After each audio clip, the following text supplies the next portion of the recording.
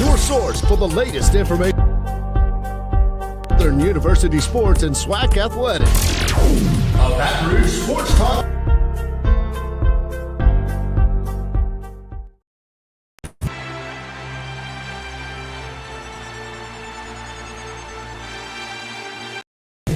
Opinionated, outspoken, informative. The Jaguar Journal. Your source for the latest information on Southern University sports and SWAC athletics. A Baton Rouge Sports Talk tradition.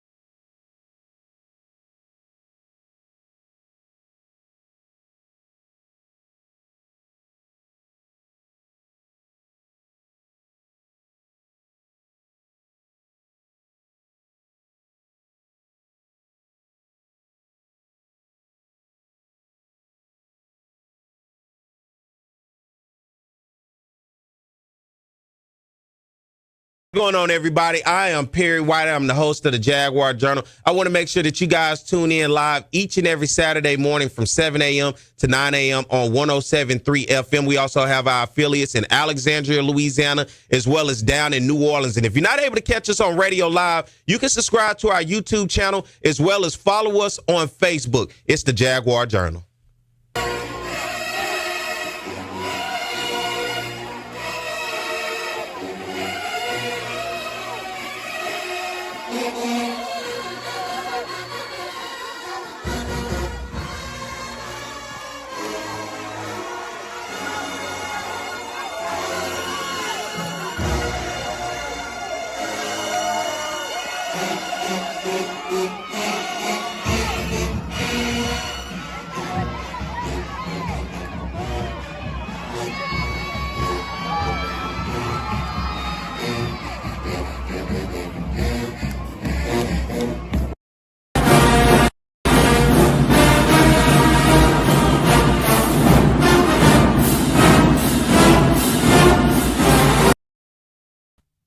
All right, it is the Jaguar Journal. Good morning to everyone out there. We are getting it bright and early on a Saturday morning. I'm back in the studio so you can hear my voice real loud and clear this morning, working with a new system here with our streaming services for everybody that's watching on YouTube and on our Facebook Live. We're trying to figure it out. New streaming system that we got a program this week. So my man Mike back here, you know, the technician that he is going to get it together. First week that we're using it, so next week, I'm pretty sure we'll have it down packed, huh, Mike? Yeah, Mike said we're going to have it rocking and rolling next week, but he's trying to figure it out. So for everybody that's out there watching on our YouTube and our Facebook page, you know, just bear with us as we work out the kinks of this new program that we have gotten here and that Mike is learning and he's using it. So, you know, it don't take him long before he figure it out. And good morning to everybody out there, 7:06 a.m. In the capital city area, man, look, it's rough on me. It's Friday night. I knew better. I shouldn't have did it, but guess what? I stayed up a little bit too late last night. So you know what that means. I got to get the motor cranked up, and sometimes it takes me a little minute to get the motor cranked up. Sometimes it's at 7:15. Sometimes it's at 7:30. Sometimes by the time the motor cranks up, it's 8:45, and I'm like, dang, I'm ready to go. I'm ready to do 2 hours, and I only got 10 minutes left, so this morning, I am trying to get it going. Look, it was Friday. This weekend in Baton Rouge is one hell of a weekend. And listen, it feels like a elimination, kind of like a college playoff weekend. Of course, LSU and Alabama this weekend. Today, 6:30 kickoff on the other side of town. And then 2 o'clock kickoff, you're going to have Southern and Bethune-Cookman. College game day is in Baton Rouge this morning. So good morning. I'm sure this morning we got a lot more listeners on our radio side around the capital city area, Alabama fans, LSU fans, Southern fans, anybody that's up listening this morning. So listen, this is one of those weekends why I love Baton Rouge, Louisiana, because it is the football capital of the state of Louisiana today. I almost want to say of the world today because all eyes are going to be in Baton Rouge Not only for the game that's happening on the other side of town at LSU and LSU and Alabama, but as well as on the other side of town at Southern versus Bethune-Cookman, because there's a lot on the line when you're looking at that ball game today. Southern has an opportunity to try to wrap things up with the SWAC West, but it starts with today. It doesn't necessarily end today for them, but it starts with today with them. And when you look at Southern right now on the football side, they have been a seesaw of a team, very up and down so far this season, and you never know what you're going to get out of them. Last week we saw finally Xavier Tissett take over this offense as the quarterback and was able to really get this offense moving, something that just a week prior, had not worked with Noah Biden over at Tallahassee against Florida A&M, in which Southern did not get into the end zone, was only able to muster up 2 field goals to make it 24-6 in that ball game. And so we'll talk more about that here. And, normally I load the show down with guests. I'm not really doing that today. It's just going to be pretty much be me. I'm a dig deep in my bag today and just show y'all what it's really about when it's Perry. Perry can carry a 2-hour show. But I do have a very special guest, and he's going to be here at the 7:30 hour, and that's my man, Coach Jeremy Fontenot, the Southern University women's soccer coach. Southern University women's soccer are on the move. They're playing in the championship game today, and he has a lot of accolades that have come with this team this season as they head into the championship game this year, postseason awards left and right and all the way around for that program. And so I think it's only right that I talk to Coach Jeremy Fontenot to talk about his program that he has built up, that he has have moving in the right direction. Last year, this team made it to the SWAC semifinals. This year, making it to the SWAC championship. That is the type of direction when you're looking at it. And listen, I know we talk about it all the time out there. How many championships are Southern competing for each and every year? This was one of those teams, if you look at last year, was knocking at the door. This was one of those teams knocking at the door. Now, last year, mind you, only one team in Southern Athletics went and played for a championship, and that was Southern University bowling.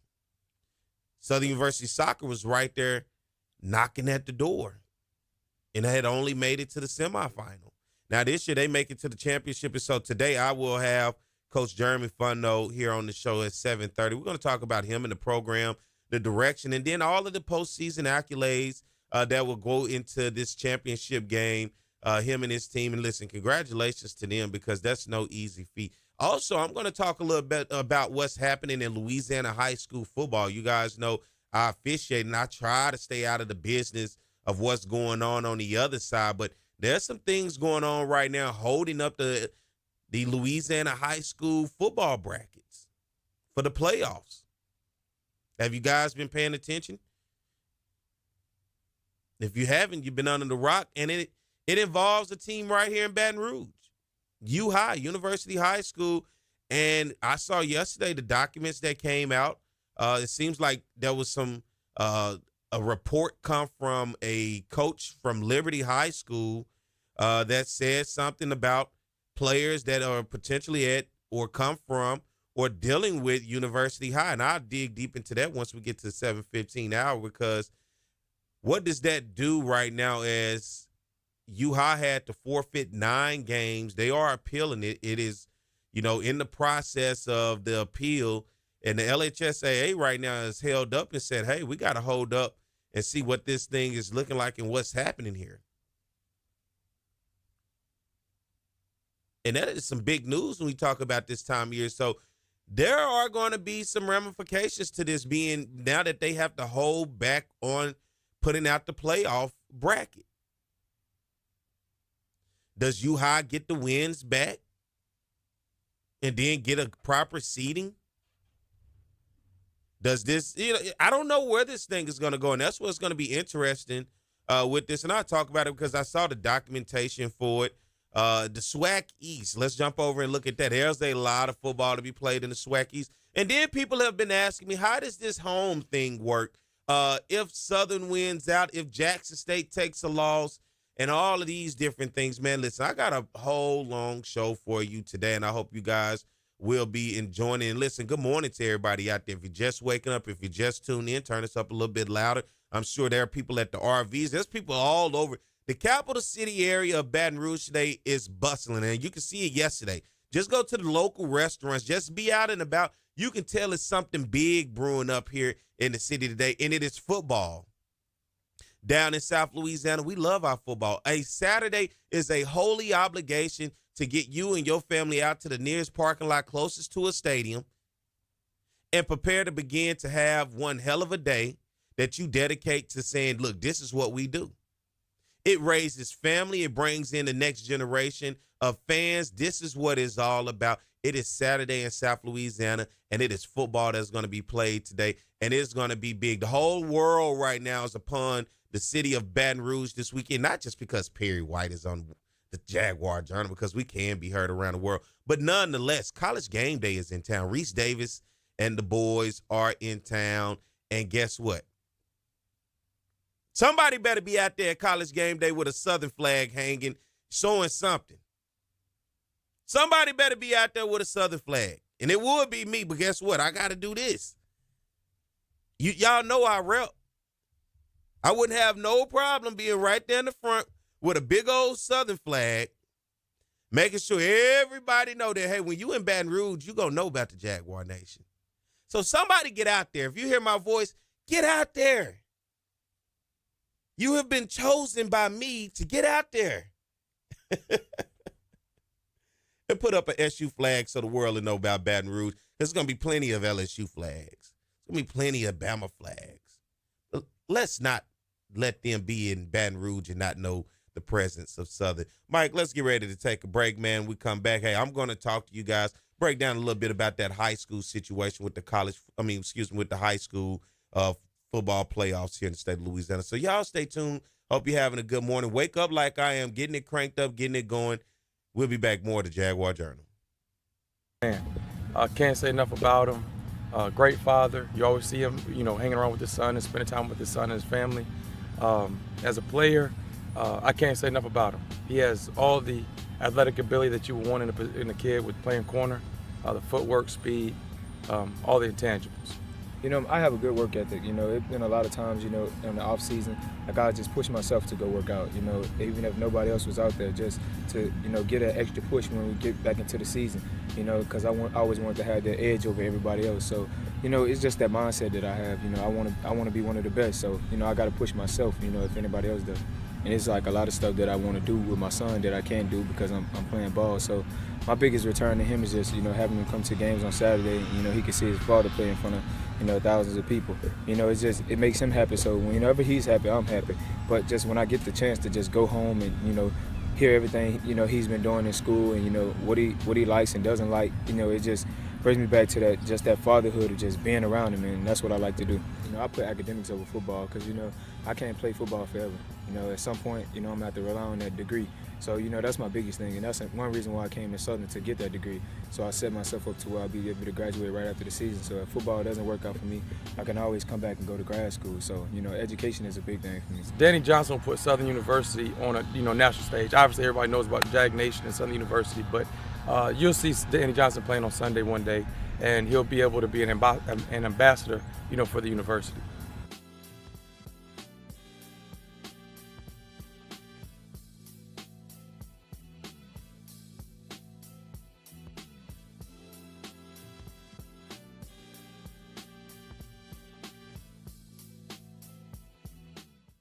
What's going on, everybody? I am Perry White. I'm the host of the Jaguar Journal. I want to make sure that you guys tune in live each and every Saturday morning from 7 a.m. to 9 a.m. on 107.3 FM. We also have our affiliates in Alexandria, Louisiana, as well as down in New Orleans. And if you're not able to catch us on radio live, you can subscribe to our YouTube channel as well as follow us on Facebook. It's the Jaguar Journal.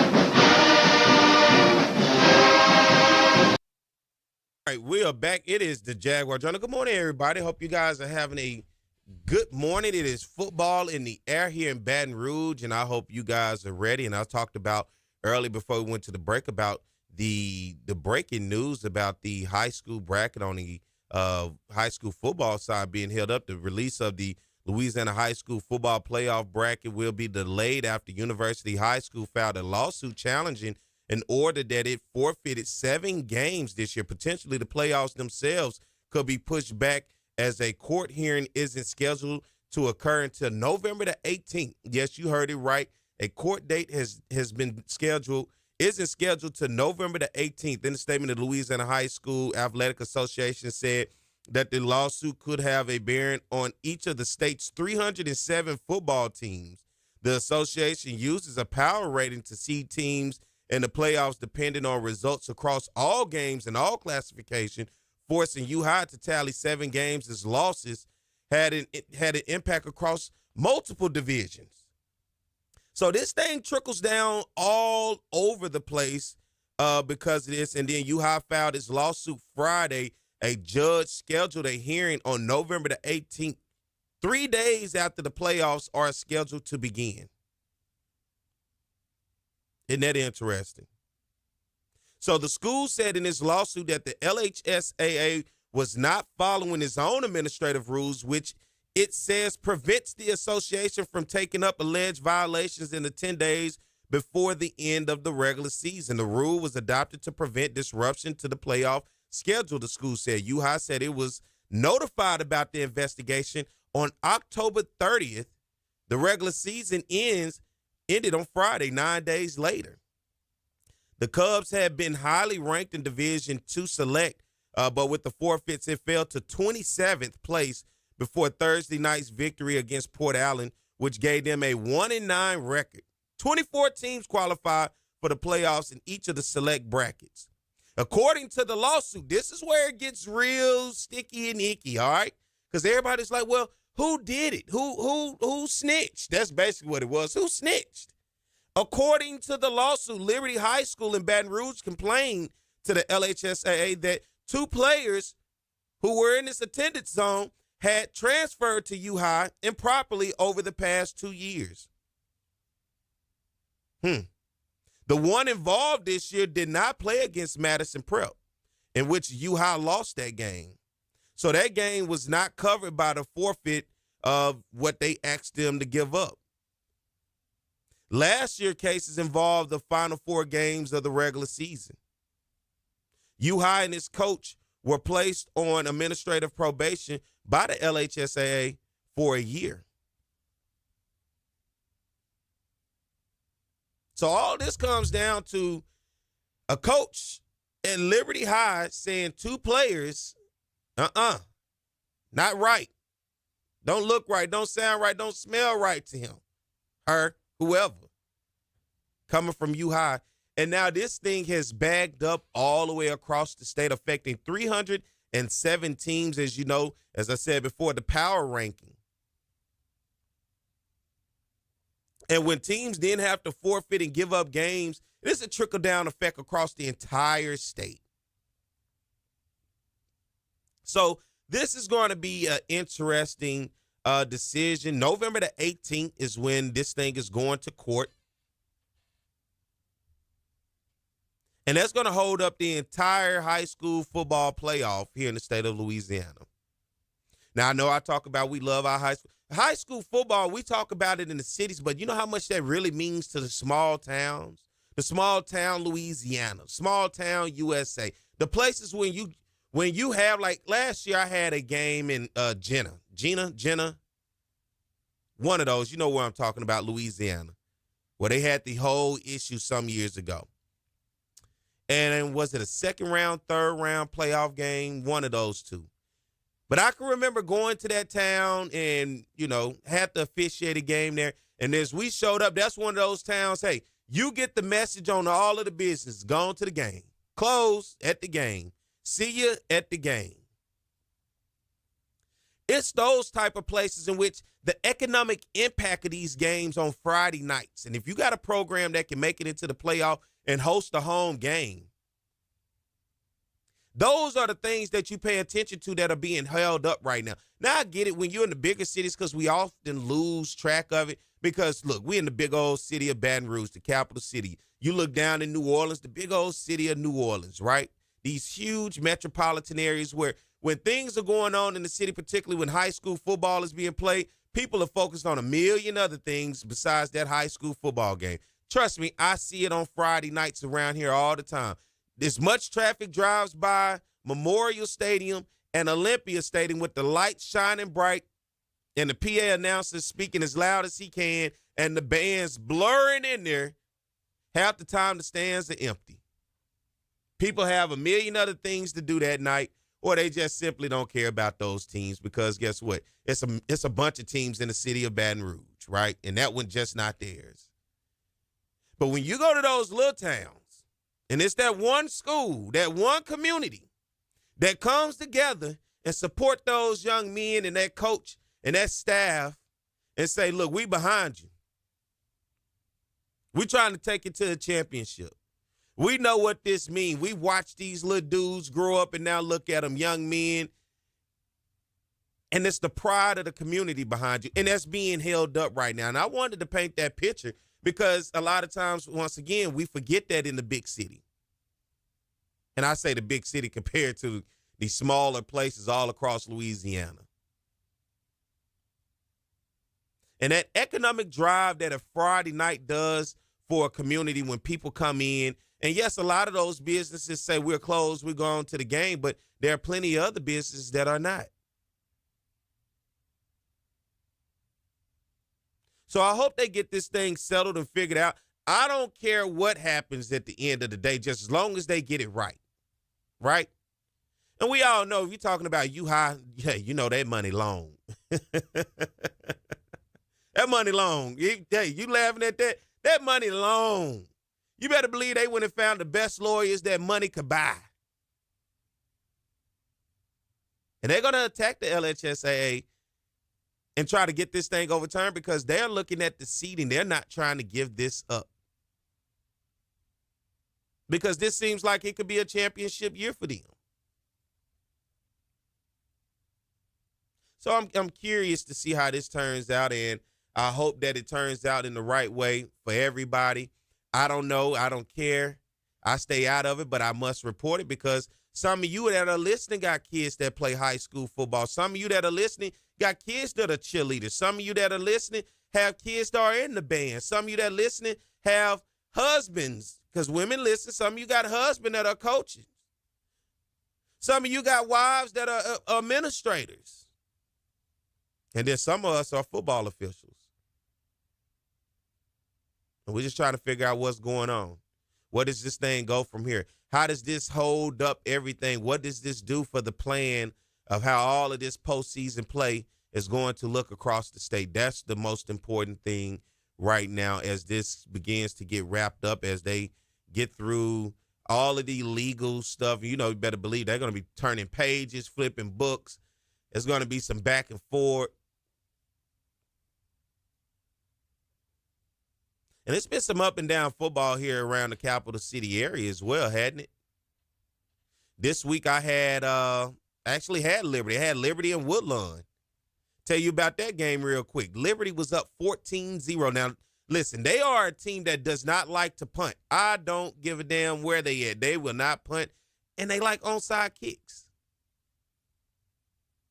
They were up 14-0 with just a little under 8 minutes and counting, and I watched this thing unfold as Woodlawn held them on fourth downs and was able to drive the ball and win the game off a 2-point conversion, 15-14. Last week I had Zachary and Central. Hell of a game in the rain. Now let me tell y'all about being outside in the pouring down rain. It's not fun. There's nothing you can do about it when it's literally a monsoon coming down outside and all you can do is just stand there and call some football. That's how much I love football. A little rainstorm right now, y'all will run for the exits. Oh, my God. Yeah, you gone. You out of there. I ain't even going to tell y'all how I had to drive home. Might be a little too much for the radio. I know the kids listening, But I was drenched. I was soaked.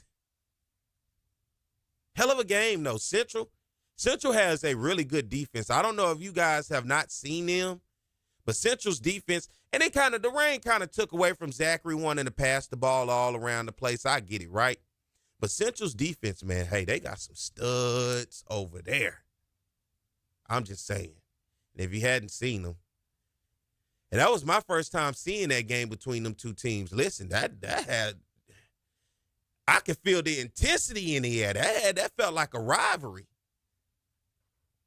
I don't know. Is that a rivalry? Does it mean, Mike, is Central and Zachary a rivalry? District? Yeah. I could feel it in the air. I told the guys on the headset, hey, I feel it. You can slice it up in this thing. It's tense. The coaches let it be known early on. The teams let it be known early on. And then Madison Prep, how about them? I had a game with them not too long ago. Man, look, them dudes can play some ball over there at Madison Prep. I'm just saying. They play some ball at Catholic, too. They had a hell of a high-scoring game with Zachary the other night. It's some football being played. I'm ready, and I hope you guys are ready as well. Big games today, LSU, Alabama, Southern, Bethune-Cookman. And if you're waiting on the high school side in terms of, it's my team getting in. And how about, I can't leave out the Southern Lab Kittens kicking you know what and taking names. Y'all thought I forgot about the Kittens? I didn't. All right, Mike, let's get ready to take a break. I done talked them to death about some high school football. I just want y'all to know what's going on. I know some coaches out there trying to do some recruiting. Well, I'm letting you know you're going to have to hold up. Might have to go to a practice or something for now because those games are going to be held up into this court date on November the 18th. Let's take a break. We'll be back. My man, Coach Jeremy Fontenot, Southern University Soccer. Women's soccer going to be on to talk to us about championship. Stay tuned. More to Jaguar Journal. Let's go follow and subscribe to our YouTube, Facebook, Instagram, as well as Twitter right now. Talk about offense, we talk about Southern, and it begins with their passing game. Tom, beyond potent, we're talking about high octane, we're talking about fast break, we're talking about 41 points a game, some 500-plus yards since Terrence Levy has taken over this offense. Because that young man doesn't drop any ball. With the legacy that you started here, you got to feel happy to see it continue on with Doug Williams. Ball now back at the 22-yard line. Levy, no pressure at all. Touchdown, Ingram. The Bayou Classic. Levy on a first and goal play. Throws a touchdown. Grambling comes with a blitz. Levy steps in the pocket, and his pass is caught. One-handed grab. Sort of in the middle of the road of the SWAC, but immediately they jump on the Jackson State defense. And here's Levy rolling out. And the pass is caught. Ball is at the 31-yard line. Again, throwing the football downfield. Oh, and his receiver, Hayes, makes the catch. See you later. Touchdown, Southern. If you're going to get, I got some free tickets. Look out for it, brother. Going downfield. Oh, and what a play by Southern. Score. He's played a lot tougher ever since. And this is a free play for Southern. 2nd and 15. It's a free play. Levy completes his pass. It's a free play. Oh, and he's still up. It's a free play. Hayes is going to continue running inside the 10, the 5. Unbelievable Michael Hayes. 3rd down. And 23 for a first. Levy over the middle. Nice pass that time. 2nd and 20. Levy doesn't have to get it all, but he's going to have to pick up some yards. Here he is throwing, nice catch made. Receiver, Michael Hayes. There he goes. Hayes makes the catch. Hayes still on his feet. Hayes looking for blocking. Hayes trying to find a hole. Hayes is still on his feet. He alley-oops. He's inside the 15 and drawn out a foul.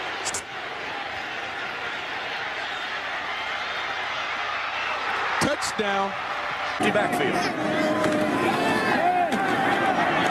Plenty of time for Levy across the middle. Has his man at the 15. You know, I don't know if you want to break the spirit of Terrence Levy or not. Here he wings one wide open down the middle and a one-handed grab made. The way. 3rd down and 4. And here's Lewis off the catch. Lewis still on his feet, and Lewis is streaking down the sideline. Touchdown. So they move back 5 yards. Levy on 3rd down. Looking down the sideline. Yes, sir! Big time play. Guys stepping up like they're going to blitz. He really is going to start thinking. Levy pump and go. Levy finds his receiver. All right, we are back. It is the Jaguar Journal. Good morning to everybody. Hope you guys are having a great morning. Everybody out there listening on Talk 107.3 FM across the capital city area, Baton Rouge, of course. And everybody watching and listening on our YouTube channel, go hit that subscribe button. Everybody listening and watching on our Facebook channel, go hit that follow, hit that like, man. And I don't care where you at, who you are, man. We just want you to support it. It costs nothing to support it. And we are growing, and I'm glad that you guys are growing with us, man. We're doing some amazing things with this show. Mike and I are continuously pushing this show further and bigger than what it is. You know, one of the things about it is a lot of shows are internet-based, right? We are radio-based now, getting into the internet side, and that's what makes this very unique about us because, you know, we don't necessarily push for all the views and subscribers and likes on our YouTube and on our Facebook. But the reason why we do that is because we are live on radio. There's been times in the past where people miss the show and they say, hey, I want to listen. How do I go back and listen? And so that's what our YouTube and our Facebook is basically. It's the archive of the show because the primary source of this show is the radio. We're on the radio waves across Louisiana, and so that's how we push it out. And so I try to push that side so you guys can go back and listen because I know we're early on a Saturday morning. How many of you guys up at 7 to 9? And for the ones that are up from 7 to 9, look, I appreciate you. And listen, I got somebody up right now early on a Saturday morning to talk to me, and that is Southern University head women's soccer coach, my man, Coach Jeremy Fontenot. Hey, Mike, let's get him on. Good morning, Coach Fontenot, man. How you doing? Good morning. Good morning. Turn him up a little bit, Mike.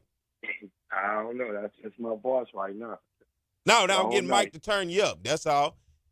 Gotcha. Oh, you got a good voice, Coach. I mean, look, you've been yelling, man. You've been trying to get the team together. You look, to get to a championship is not easy. I expect for you not to have a voice if that is the case. Yes, no, it's not easy. Not easy at all. So let's jump into this, Coach, man. You know, I want to talk to you about your program because, man, every time I'm around, I see you working with the young ladies and getting them there. You were named the coach of the year, Coach Jeremy Fontenot, Southern University head women's soccer coach. You're the coach of the year within the SWAC, man. First, I got to talk to you about how does that feel to be able to get that accolade because of the hard work you have put into the building to this program? Man, I'm grateful. It's been a long time. I mean, it's my first time having that moment. I'm grateful, but humble. You know, I think we're in a world where it's all about who like you, the coaches like you, you know, and having that understanding right there. So I know what we've been doing. I know what my coach staff been doing. I know the drive that we have each and every year and getting the players in and building them up and things like that. So I knew it was coming, just didn't know when. So it's just one of the things that I just stay grateful, stay humble about it, and just keep on pushing. Let's talk about keep on pushing because you have some young ladies who got some postseason accolades as well. You got the goalkeeper of the year and you got the co-offensive player of the year in the SWAC on your team. Talk about those two young ladies and how they have been instrumental in the success that you guys have having this year. Oh, man, with the transfer portal, man, going on, them two young ladies stuck with me all 4 years. Through the grit, grind, the frustration, and they pushed through. And this is one of the things they really wanted coming in as a player, to be with Sid. This is her back-to-back moment of goalkeeper of the year. See our leader, see our person that dig deep, get out there on the field, practice on the arm. You still there, Coach? Yeah, I'm here. Okay. And then you hear me? Yeah, I got you. And then you have Gifted Tora, man. Real humble young lady. She loved all her teammates. She pushed them, and she fight for them and everything. So that young lady right there, man, I'm happy for her. I'm happy for both. I'm happy for everybody.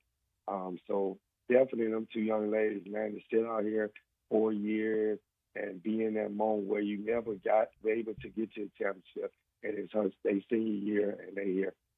2 players selected on the All-SWAC first team, 2 players selected on the All-SWAC second team for your program.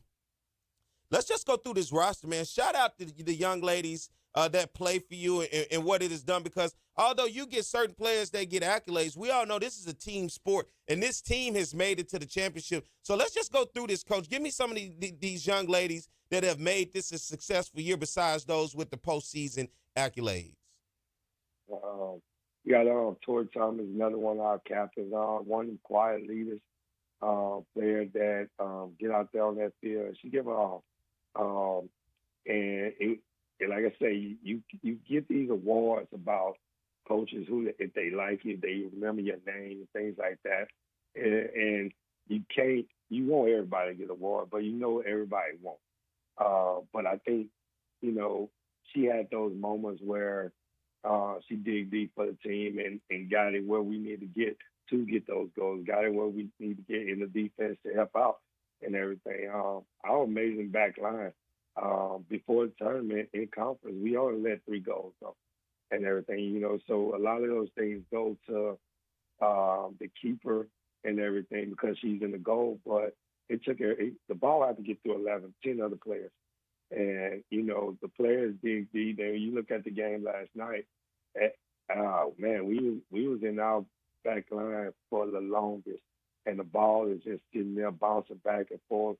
And, that wasn't just safe. That was actually players getting the ball, clearing the ball out and everything. So I could go around all day and just name players, but Go on, Coach. Name them. They give them their praise, man. You making it to the championship. Name them all day. Man, Kyra Price, she came out big. And my senior class, Kyra Price, Taylor Henry, Babby, Alyssa.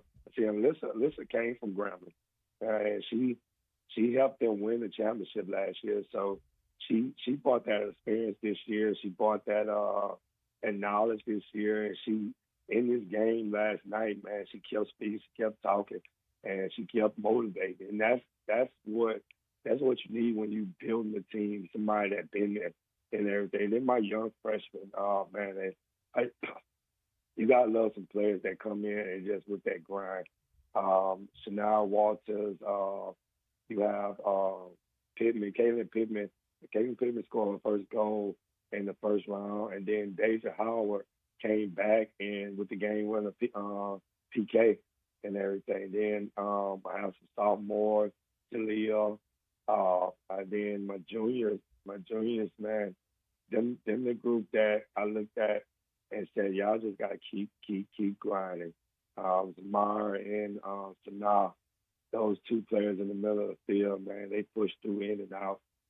They go work. They like best friends and everything. You see one, you're gonna see the other one. So, I mean, like I say, everybody stepped in, everybody digged in, the coaching staff, Coach Wright and Coach G. Coach G will be out here tomorrow. He's our volunteer coach. He actually a professor on campus, and he's our energizer and everything. He our energizer. He talks the whole game. Coach Wright is the mom of the team. Whatever you need, whenever you need it, they gonna push through. So, everybody put a hand in it, and that's the reason why we're here. It haven't been pretty. Every day haven't been pretty. There's some ugly times, I tell you that. But when you all want it, you all have the same goal, and you all love each other. That's what's going to happen, and you fight to the end. And that's what we Jaguars do. I love that, man, because every time I see you working with these young ladies, while I'm watching them out on the field, getting in just extra practice, just trying to get better each and every day. And that's what it takes to be a champion, especially get to a championship game. And let's look at the SWAC soccer tournament. It started out on Thursday, and you had Texas Southern who came in. Texas Southern was the number 1 seed taking on the number 8 seed against Prairie View. Texas Southern won that game and advanced to the semifinal. Game after that, you had the number 4 seed Alabama A&M taking on the number 5 seed Jackson State. A&M able to get past Jackson State and move on and advance to the semifinal game to take on Texas Southern. Then you go on down to, as you get farther down in the bracket, you had the number 2 seed Grambling State Tigers taking on the number 7 seed the Mississippi Valley Delta Devils. Grambling won that game, got past Valley. Then you guys started out on Thursday, 7 o'clock game. You had the late game. The number 3 seed, Southern University, taking on the number 6 seed, Alabama State. You guys got past Alabama State. And then we had the semifinal matchups, Texas Southern versus Alabama A&M, number 1 versus number 4. The number 1 seed advanced. That was Texas Southern. And then you had the 2 and 3 seed, 2 rivals, the state of Louisiana, the Bayou Classic on the soccer field, Southern versus Grambling. And Southern got it done last night against Grambling. The number 3 seed defeated the number 2 seed. And now we will have on Sunday, tomorrow, November the 10th, at 1 o'clock in Prairie View, Texas. It's going to be the number 1 seed, Texas Southern, taking on the number 3 seed, Southern University. For you looking at the bracket, let's just go through those games, man. Talk to me about Alabama State and that matchup, and then Grambling to get to this championship game. Oh, man, the Alabama State game, man. Before the game, I told them, they're one of them teams. I mean, I don't know if it's every sport, but they're one of them teams that you got to find a way to get hyped up. You don't have nothing negative say in your speech about the team. They don't go out there and post nothing on social media bad about you. The coaches been there 20 years. He's been coaching over 20 years, been at Alabama State. He won a championship there. And you just don't have nothing negative to say. So you have to find that motivation to go out there in that game. It's not just going to be, hey, just get to the next round and everything. It's one of them tricky games, man. They came out, and it's probably the best I ever seen Alabama State in the last few years since they won those championships back in 1920 and everything. So, props out to Coach Jody and his staff and his team. I even worked with his assistant coach at different camps and everything, and their knowledge of the game, their knowledge that they learned from him is so grateful. And they bring, I even learned. So that was one of them tricky games, man, that you have to show that you're gonna fight the whole time. And then you get to the Grambling game, that's a robbery. All right, you go down when there's no need to hype you up. That's Grambling. We always talk about it on campus. Hey, that team up north can't beat you. They beat me majority of my career and everything. So to get them early in the season and able to get them a goal. In the last few years, we've been playing real tight. But to get up a goal and win that game in the regular season, right before homecoming and in front of the Jaguar Nation, and then come out here, we knew it was going to be hard. They've been to the championship 5 years in a row and everything. Won the last year, so we knew it was going to be hard. We knew some things wasn't going to go our way because it was the championship team. But we, tell the girls every break we had, halftime when players got hurt, we brought them in. Into the game, into each segment, hey, just keep pushing. That's the fight we want, and we talk about it all season. We're going to fight to the end and everything. And I couldn't be more proud of them. I was more, at the end of the last overtime, I looked at them, I went to my seniors, and I told them thank you and everything, because they gave their all that game. Now, whatever happened in PKs is going to happen. And you get to the PKs, and this is one of the moments where you look for certain players to step up, and I'll keep her. Man, she's amazing and everything, and she's a real winner. When she finishes her career, wherever it might be, she's going to have a big story to tell. I'm not going to break the news to y'all or anything and tell the story for her, but I tell you one thing, that young lady, she have a story to tell, and when you hear it, when you listen to it, you're going to be surprised. It might take you to tears. Everything God see, when I see her each day and see what she do and see what she been through, oh man, I go to tears sometimes just to see and praise and everything. So she was able to save two good goals in the PK rounds. After, going through that first game and giving up a goal And, our head was down. It didn't have a great game. Now, in the comeback to go through another shutout and say 2 big goals in the PK area, I mean, that's amazing and everything. So going into this game right here, I mean, it's going to be another fight. That's all I can really say on the final game. It's nothing you really want to think about going into the championship. We're going to go and we're going to do our thing when it comes down to personnel, matching up their personnel, matching up what fits us better to get everything, to get us through the hole, to get to the back of the net and everything. And we're going to try to keep matching up throughout the game, and hopefully we get the goal that we need.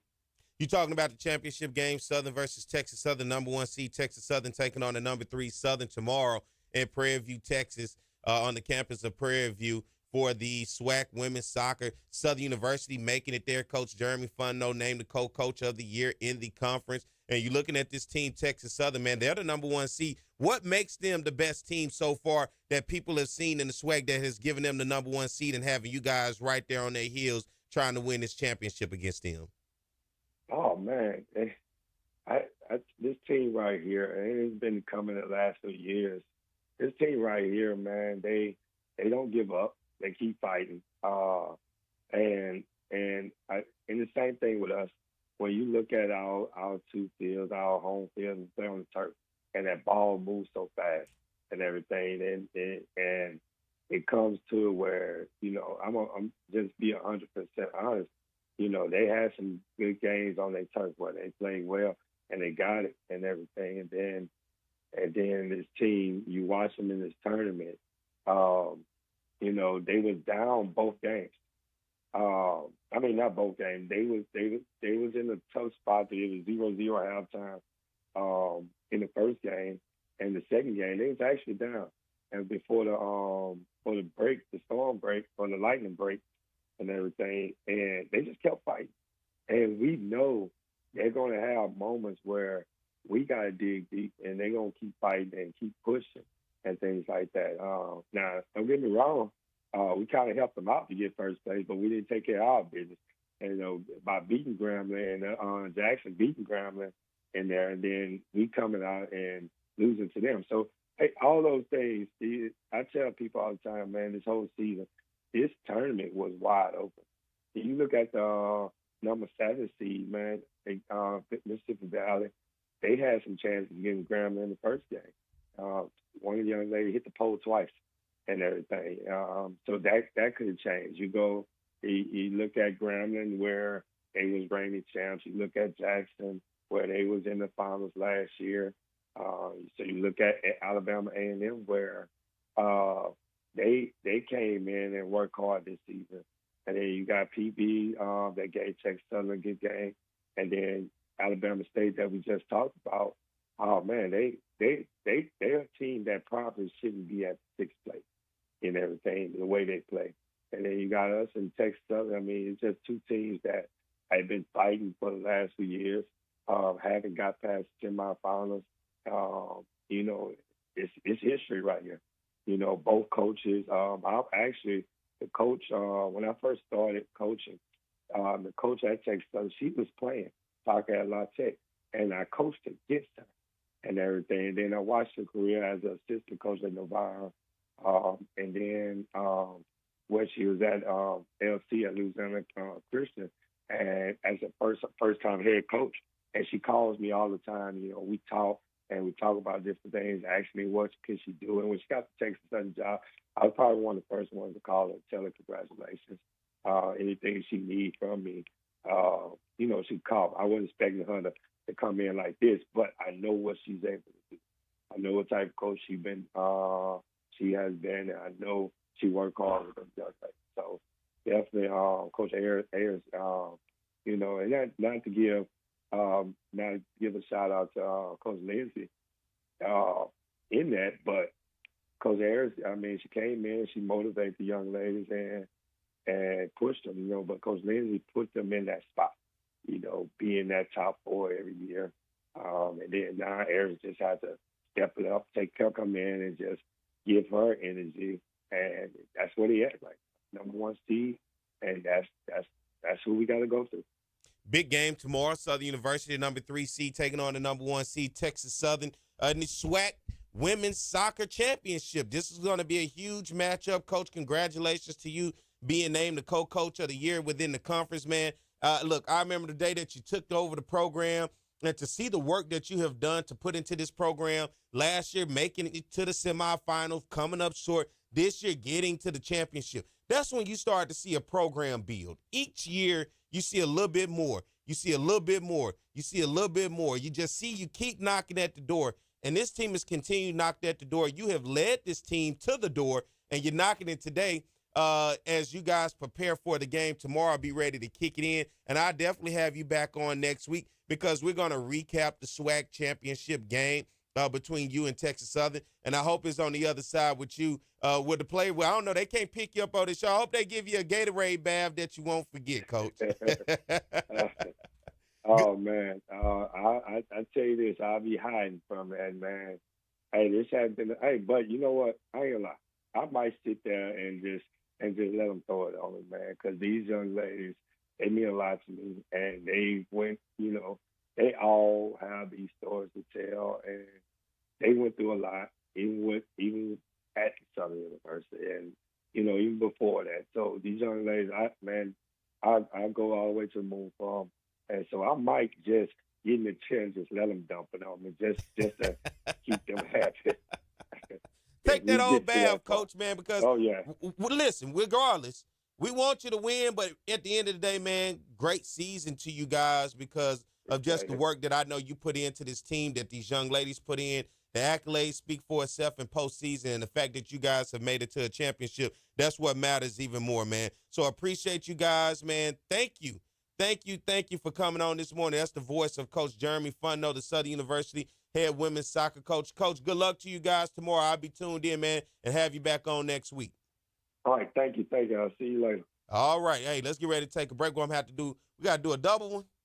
All right, well, we got to do a double. So you know what? We're going to the top of the hour, and when we come back from the top of the hour, I'm ready to talk some football with you guys because you want to talk about the SWAC West. You want to talk about the SWAC East. There's some all type of scenarios going on out there. You know, home field. Who can host the SWAC championship? Who can win the East? Who can win the West? Who's going to do this? Who's going to do that? I'm going to do my best to try to open up all of these for you because there's a lot of football to be played, and we're just in November, and it's going to be a November to remember. And we know in the SWAC West it has typically come down to that.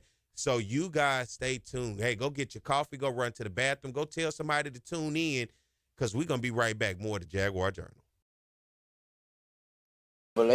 Up at Hampton and those schools up there. And when Dr. Clark J.S. Clark became president of Southern University in 1914, he had already visited Tuskegee and these Howard and the other schools, and they had a football program. And he wanted to compete with them, not just in the classroom, but also on the football field. So it started as an intramural. We had intramurals when we first came in 1914 through 1916, 17. And then the intramural program evolved into the varsity, into the football program in 1918.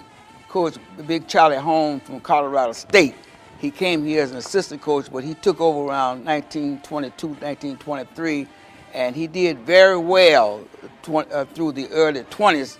But he came up to 26. He broke even. He was expected to do well, and 27. I don't find any records where he won any games there, and he was replaced. But the person he was replaced by was a legendary.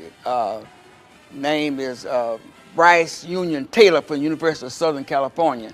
Out there, he had been an All-American. He was the guy that stopped the four horsemen of Notre Dame, and then he went to Chaffin University in South Carolina at 27. In 1928, he became the head football coach at Southern University and athletic director, and he really put Southern on the map. He had a lot of firsts. First of all, he had the first All-Americans we had came under him.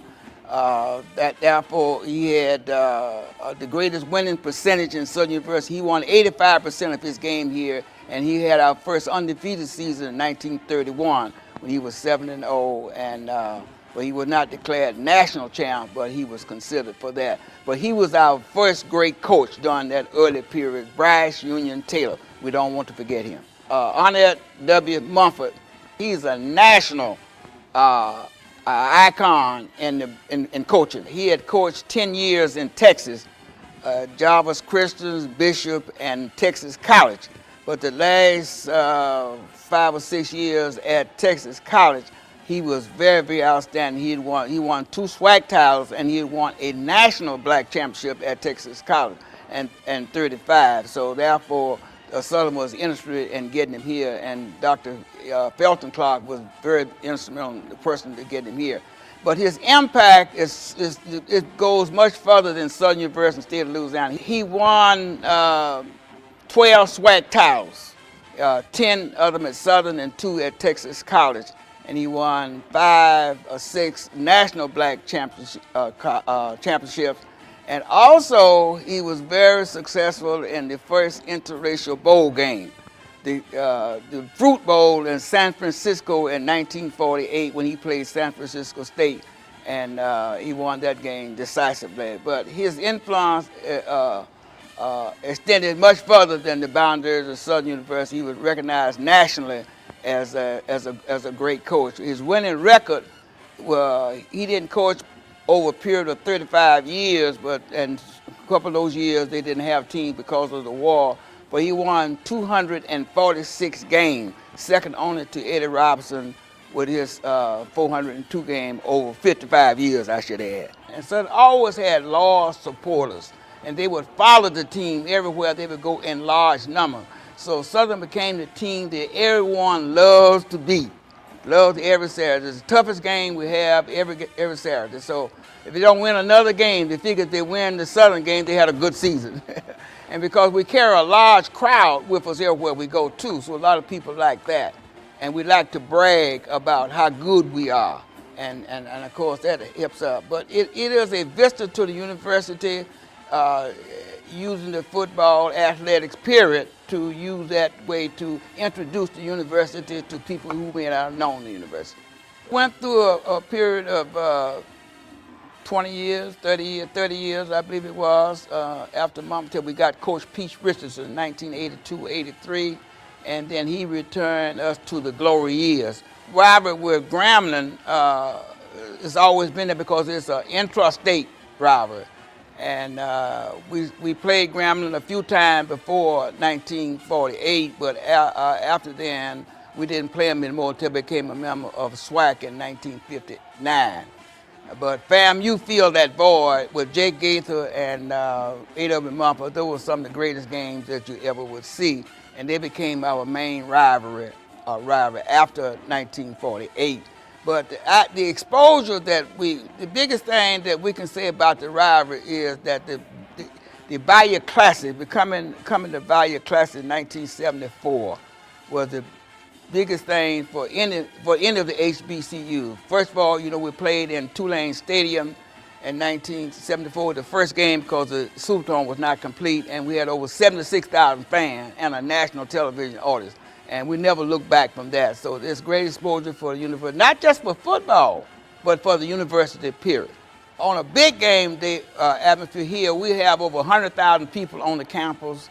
And for homecoming, they're everywhere, all of them down in Scotlandville, railroad tracks, and we'll have over 100,000 fans here tailgating, just having a good time. And hopefully that we get most of them to come into the game. But we do have a packed house. We can get 29,000 to 30,000 people in our stadium, and that's what we have every homecoming and other big games that we have. Getting a degree is more than just studying. It's an interrelationship that you get and the good experiences and things that you have, and that forum of athletics affords you that opportunity to do that. So we need both, but to keep them in perspective now. Remember, you don't put athletics above academics, but they work together. If you don't know where you come, you don't know where you're going. And the other thing that a quote I have that until a lion writes his own story, the story of the hunt will always glorify the hunter. And by that, you need to tell your own story. Don't let nobody else tell your story because they're not going to tell it like it ought to be and like it should be.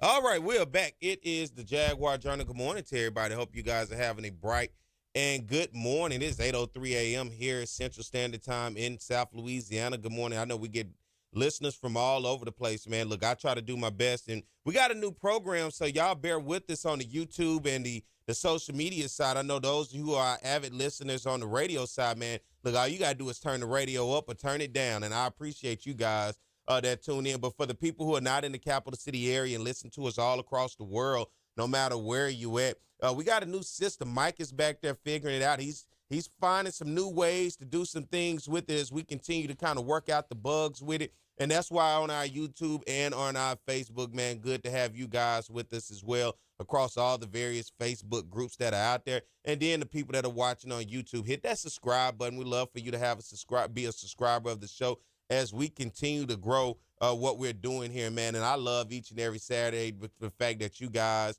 are there. And look, we're able to put up stuff on there. Let's see, put some comments. They put some good comments now. Hold on, because, sometimes them comments get a little crazy on there, Mike. But nonetheless, man, as we continue to evolve this show, that is the thing about it. We are evolving. And we want you guys to evolve with us because it's because of you guys that we have been able to continuously grow. This show at one time was simply radio-based. And because we were on so early, because initially we were on 104.5 ESPN, Thursday nights. We started talking some things that most people didn't want to hear when it came to sports, when we started to mix sports and the off-the-field, off-the-court issues, and you talking about getting deep into it. They said, hey, well, we think talk may be a better platform for you. Cool. Well, we left Thursdays on 104.5 ESPN, where I think at the time we were doing 4 to 6. It was 5 to 7 or 4 to 6. I can't remember.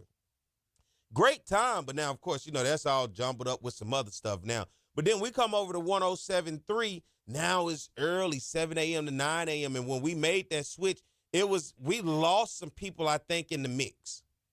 We lost some people in the mix, but having to build it back up from the ground up. And the thing about it, 7 to 9 a.m., look, by the time I'm done, most people are just waking up, and then I get that question all the time, man, I missed the show this morning. What'd you guys talk about? And I never did have the ability to just say, hey, I got it right there. Go listen to it. You on the road today, take that and listen to it on your road trip. You at the RV today, turn it up. You just getting the day going, cleaning up the house. You listening to me, whatever the case may be. So we had a conversation, man. I have been pushing this for a very long time, saying, man, look, this show could be a lot more. We can grow this thing. People are listening. People are paying attention. And we can get outside of the realm of just radio. Now, radio works good for us because our listenership across the state of Louisiana, particularly right here in the capital city area, far exceeds any of those numbers that you can get on YouTube. Far exceeds any of those numbers that you get on Facebook. Radio is a whole different platform for you. Ultimately, you want to be on radio. I don't care how people try to diminish it, whatever. You want to be on radio and television. Whether you think people watch cable today or still listen to the radio today, they do. The numbers are there. The people are there.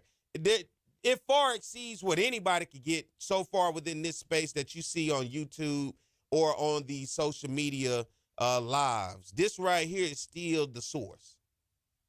But what we wanted to do is bring this across multiple sources, not just radio, but I wanted also social media. So if you miss it, you can go back and listen to it. I'm pretty sure a lot of people probably don't even listen to the show on a Saturday directly. You go back and listen at any time, or you can chop it up. You can listen to certain segments. That was the whole point, just making sure that you guys, if you not able to listen to us live on a Saturday morning on radio, and everybody may not have radio where you at. And the other thing about it is everybody may not be able to listen because you're not in the capital city area. So this opens us up for you guys to listen to us anywhere. And as I say, I've seen L.A. in the chat.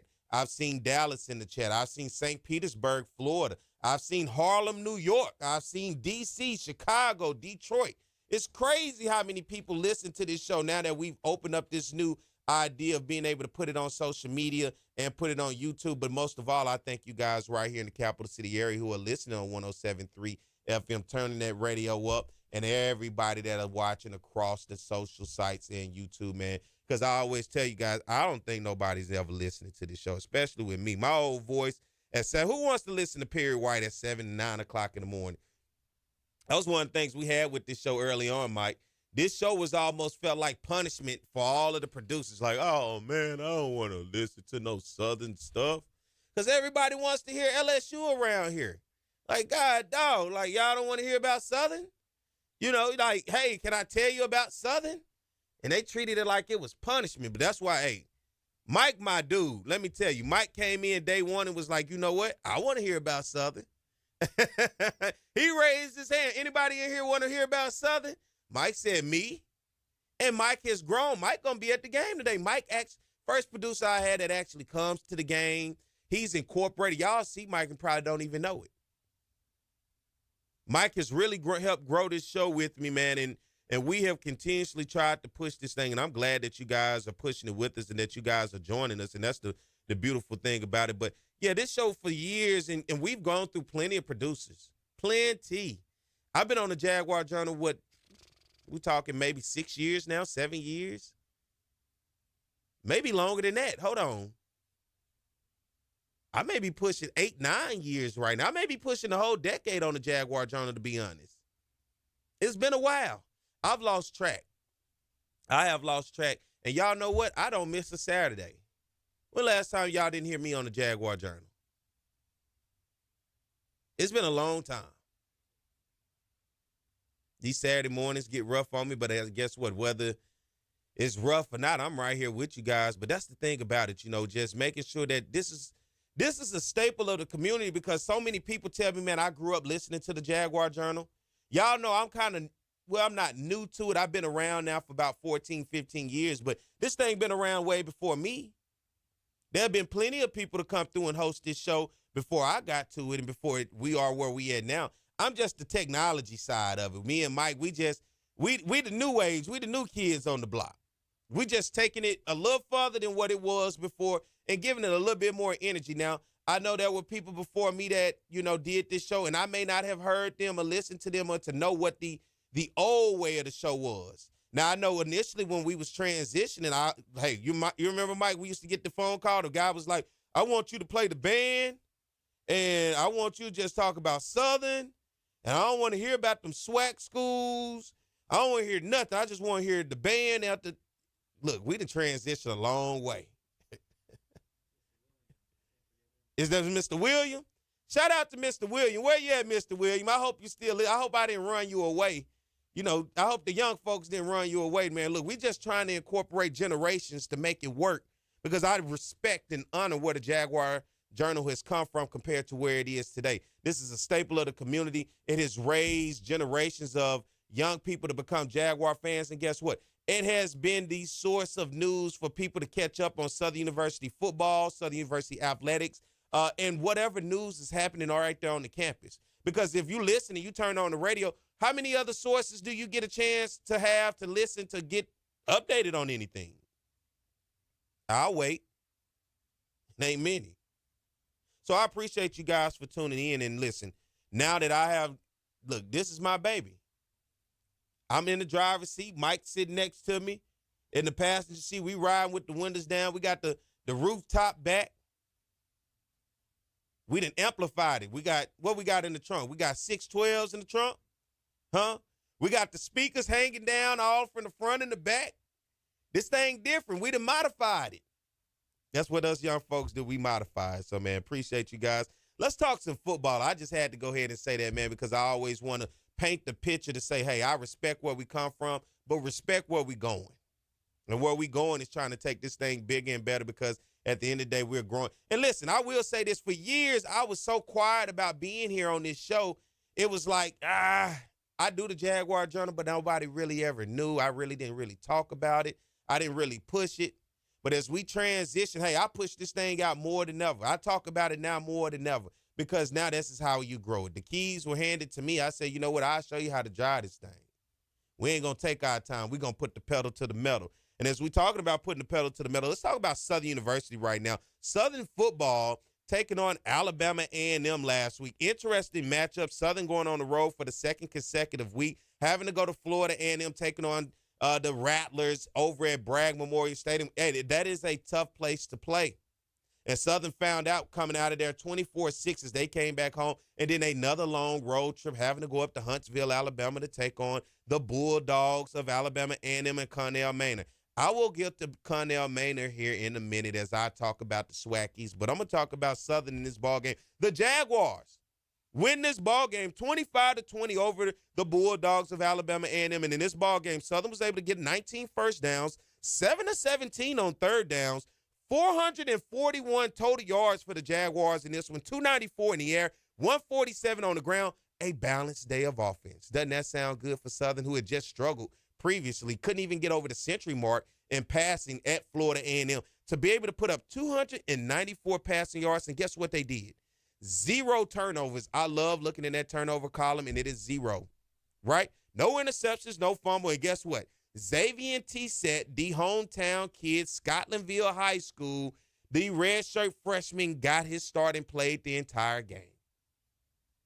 And we watched him grow up before our eyes on the road as he led Southern down for a game-winning touchdown drive as he threw the game-winning touchdown to Dupree Fuller. Xavier Tissett in this ballgame, 24 of 37, 294 yards passing, 3 touchdowns. You look at Kobe Dillon, who really stepped up, hard-nosed runner for the Jaguars, 19 carries, 85 yards, and then Xavier Tissett not only was able to do it in the air, but he showed his dual threat ability, 6 carries, 57 yards, and then we go back, Darren Morris, who had missed a couple games back, 5 receptions, 96 yards, 2 touchdowns, and then Dupree Fuller, the big tight end. Welcome back, big fella. He was quiet the past couple games, and he comes in and catches the game-winning touchdown. He ended the day 4 receptions, 70 yards.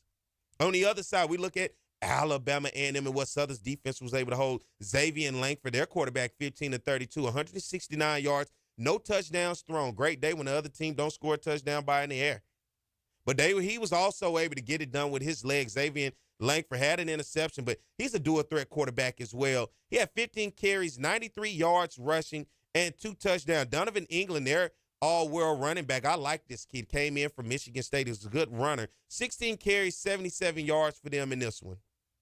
And then Devin Herron, their wide receiver, 4 receptions, 59 yards, no touchdown. And then Keenan Hambrick, who is their leading receiver coming into this one, 3 receptions for 47 yards. The Jaguars get the victory 25-20. They put themselves in a good position today, taking on Bethune-Cookman. They no longer have to leave the state of Louisiana, at least for now in the month of November. The next 2 home games with Bethune-Cookman and UAPB. And then you're talking about going down in the month down in New Orleans in the Bayou Classic against Grambling. Southern has everything in front of them. The schedule sets up for them, but you cannot overlook anyone, and that's what Coach Terrence Graves said this week in the press conference. Hey, regardless of how you feel about Bethune-Cookman, you can't overlook them because they always give Southern a tough fight. So let's get ready to take a break. That was recapping last week. Now I'm going to go through the SWAC West when we come back. I'm going to go through the SWAC East because there's still plenty of football to be played. There's still some teams that are alive, and there's a lot on the table. So let's get ready to prepare it. I'm going to put your silverware out. I'm going to put your plates out. Now I'm about to fill it up. So you guys stay tuned. We'll be right back. More of the Jaguar Journal. Of momentum for Southern. Yeah, first-year player in this program. I love his decision-making. He makes quick decisions, particularly when running the run-pass option game. That's his specialty. He's been an impact for this offense since he took over as starting quarterback. Well, Ladarius Skelton is a dual-threat quarterback. He can throw the football. He's very good at throwing the ball down the field. We're going to work on this spring those intermediate passes, but down the field, he's one of the better down-the-field passes that I've seen. Action, Skelton going for it all, has a man, and hauling it in is Hunter Register. And then when you talk about running ability, he has running back capabilities. He can go the distance. He has the speed to go the distance. He has the power, and he has the vision. And I think when you put that with a dual threat quarterback, I think he's the reason why we're so happy about this coming season. Skelton feeling the pressure. Skelton eludes a couple of tacklers. He's still on his feet. Oh my! Little shake and bake juke move, baby. Being a quarterback, man, it's not easy at all. It was hard being here and having the expectations to be the starter and not being the starter. It just it was overwhelming. Like, I was ready to play, and not playing when I was ready to play just made me kind of look at life differently and really think, should I be here or should I not? And I talked to God, and he just settled me down, and he told me to be patient. That's what I did. Skelton, who started the last 6 games of 2018 for the Jaguars. They went 5-1. Their only loss to Alcorn State in the SWAC title game. Taking the jet sweep, and Skelton awfully good with his leg. Blitz. Register, the receiver at the bottom of your screen. Nice grab. All who have had an impact here in the year going. Southern still. Skelton comes up for the 3rd time. Taking the jet sweep, he'll keep it. A good lead block as he cuts it to the outside.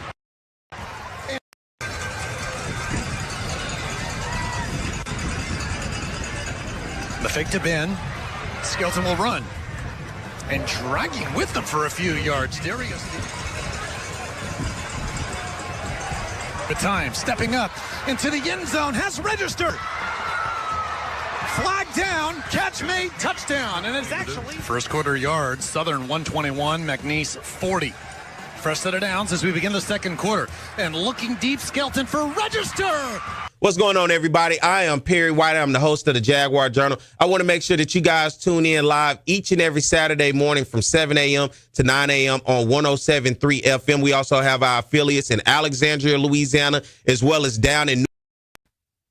All right, we're back. It is the Jaguar Journal. Good morning, 8:19 a.m. Hey, I see Flowood, Mississippi, Jackson, Mississippi. I see Miami, Florida. Shout out to you guys this morning. My man, Deputy Mario. Everybody out there, man. Hey, put in the chat where you're listening from so we can get a gauge and a range of where all you guys are listening to the show from. I know we have our listeners right here, 107.3 FM here in the capital city area. Good morning to you guys as you turn up your radio. Big day in football in the city of Baton Rouge. College game day is here today.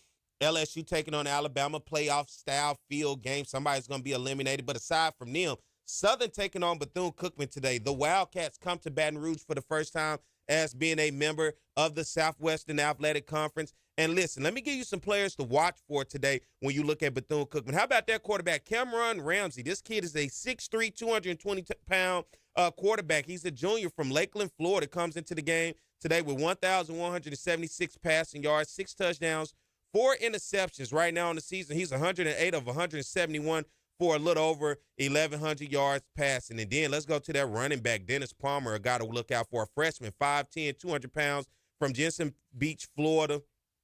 84 carries, 257 yards, and a touchdown. He's averaging about a little over 4 yards a carry. And then let's go to the wide receiver spot, a guy to look out for. Number 87, Lorenzo Jenkins, sophomore, 6'3", 185 pounds. He's from Beaver Falls, Pennsylvania. How about PA in the house for him? 17 receptions, 256 yards, and 2 touchdowns. Now let's look at Bethune-Cookman in their last 5 games, right?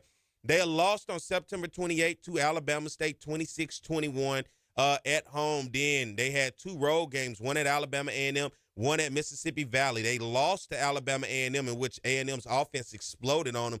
56-12 for the Wildcats in that one, man. It was a tough day as Alabama A&M scored all over them. Then you look, they went on the road. It was Mississippi Valley's homecoming. Bethune-Cookman came in. Both teams were winless. Bethune-Cookman came in and spoiled Valley's homecoming, getting the victory 20-10. And then they go, and listen, had Jackson State. Bethune-Cookman didn't schedule Jackson State for homecoming.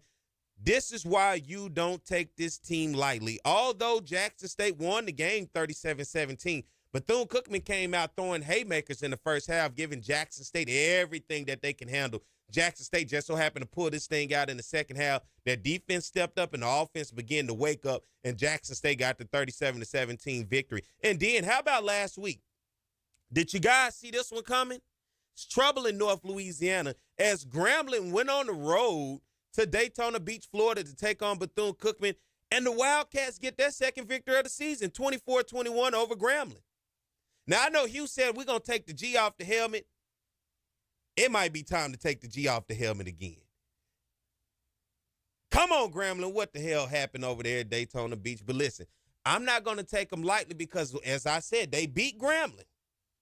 And what did I say? They gave Jackson State everything that they could handle just the week before prior at their homecoming.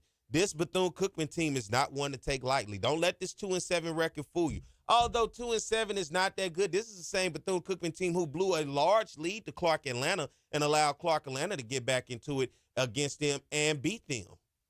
Started the season horribly until they got that first taste of victory on the road at Mississippi Valley, and then getting a taste of it a little bit more last week against Grambling. So now that becomes dangerous when you get a team starting to taste victory a little bit, because all it takes is one time. A team starts to taste victory a little bit. They have nothing to lose today taking on Southern here in Baton Rouge. Absolutely nothing. And we've seen the previous battles between these two teams. The score is typically close. Bethune-Cookman is going to play you to the end. They are a tough team. Southern cannot take this team lightly today, as the Jaguars are most likely going to start Xavier and T-Set. Listen, folks, the days of the Noah Biden, I don't know. The days of the Noah Biden, I don't know. Maybe this is best. Seems like T-Set is finally growing into it. And his reps. He got to get his reps. He got to get his reps. That's how you grow a quarterback. He has to get his reps. Splitting those reps back and forth with Noah Biden. Noah Biden just an inconsistent quarterback. He's good one day, then it's just like, what the hell is this the next day? It is his decision-making that it's not his athletic ability to me. It is solely the mental side of it. You have watched him just like I've watched him roll out, and everybody's like, throw the ball, Noah. And what does he do? Takes off, and then when he takes off, acts like he don't even want to take off. Kind of tiptoe, and then what does he do? He runs straight into the traffic. Noah, what the hell are you doing running into the traffic? Why are you running into all of that? And then you're tiptoeing. But this Southern team is in a position, and listen, you tell me, 225-499-1073, 225-499-1073 if you want to call in and talk to me. Because this seesaw effect, Southern win, Southern lose, Southern win. Southern has found itself at the top of the SWAC West. I didn't see this coming. I bet you didn't see this coming. But this is one of those situations where the season has turned around. Listen, to start the season, I thought Texas Southern and Grambling was going to be two teams along with Prairie View. Because if you had heard the noise Prairie View was talking, and they was talking it directly to me, I've laid off of them a little bit. I was rough on them, I'm not going to lie. But if you would have looked at the way this thing has shaped up, especially coming out of SWAC Media Day, Alcorn, Prairie View was the first two. Everybody just thought coming out of preseason, this is what it's going to be. Then on the other side, as we got out of preseason and we started getting games to play, you saw Grambling beating Texas A&M Commerce. How about Grambling beating Jackson State in the hole? And then you look at on the other side, Texas Southern comes out and do something they haven't done in a decade. They went on the road and beat Prairie View. Then started playing teams tough like a Lamar out of the Southland. You started to look like, okay, damn, it might be Texas Southern and Grambling. Both teams have went in opposite directions. Let's look at Alcorn as well. Losing to Bama State last week. Grambling going on the road, losing to Bethune-Cookman. So much has transpired. And then as we sat here and was so critical of Southern, losing that game to McNeese, which was a heartbreaker, up 7-0, and then you lose 21-7 the way that they did. Then you go on the road, you lose 33-15 to Jackson State the way that they did. Then you find a miraculous way to get it done against Prairie View in overtime. Then you come back and do it again against Texas Southern in overtime. But that loss, listen to that Nichols loss, I don't know. They just didn't show up that day. But, you look at this team and what I have to say, the resilience of the coaching staff. We talked about, is this coaching staff too old? Has the game got by them? Does this not work out well for them? But what I think you're starting to see as the season progresses, as it continues to go along, you see that these guys are able to make the adjustment. I have been critical of that offense, and you guys know that, especially the offensive line. Damon Nivens, I was almost ready for Coach Graves to let you go if we had not won that Prairie View game. And that's just real. I'm honest. I'm not going to shy away. I mean, I said that. I was like, hey, it's time to possibly make some coaching changes. Because looking at that offensive line, hey, you got eyes, I got eyes, we got eyes. We knew what it was looking like. It was not looking good at all. Then I was looking at that quarterback position. I'm like, hey, what are we doing in the room? Are we developing these guys? Noah Biden, you've been around far too long. T said, I understand. We got growing pains. But Noah Biden? And I was hoping Coach Titan, was able to work those flaws and get that. But, hey, you can't take – there's only so much you can do with a kid mentally. Let's look around the SWAC last week. Prairie View goes on the road to Mississippi Valley, squeaks out of there. 17-16 victory for the Panthers over the Delta Devils. Prairie View, had you lost that, I would have, hey, just be glad you didn't lose that one. Southern getting the victory over Alabama A&M 25-20. I was in Jackson, Mississippi last week for Jackson State's homecoming. The Tigers whooping up all over Pine Bluff, 41-3. My mom's alma mater, UAPB, will be in town next week. The Golden Lions, they host Alabama A&M today. Bethune-Cookman getting the victory, as I said, 24-21 over Grambling. Florida A&M holding it down at homecoming last week, taking on the Tigers of Texas Southern, 52-28. And then over in Mobile, shout out to Bama State. I don't even say that often. I can't even believe I just said that, but Alabama State helping the Jaguars out. 21-17 victory over the Braves. G, I ain't heard from you. Where you at? Where G at? Anybody seen G? They used to be the big bad Braves. Now they the little sad Braves. Just sitting over there crying every chance they get. It's what y'all wanted.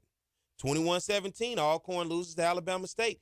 Throws a Hail Mary to try to win. The game comes up about 3 or 4 yards short of the end zone. Let's get ready to take a break. When I come back on the other side, I'm going to go to the phone lines. And if you guys want to call in as well, 225-499-1073 is the number, 225-499-1073. We'll be right back. Stay tuned. More to Jaguar Journal. And if you're not able to catch us on radio live, you can subscribe to our YouTube channel as well as follow us on Facebook. It's the Jaguar Journal.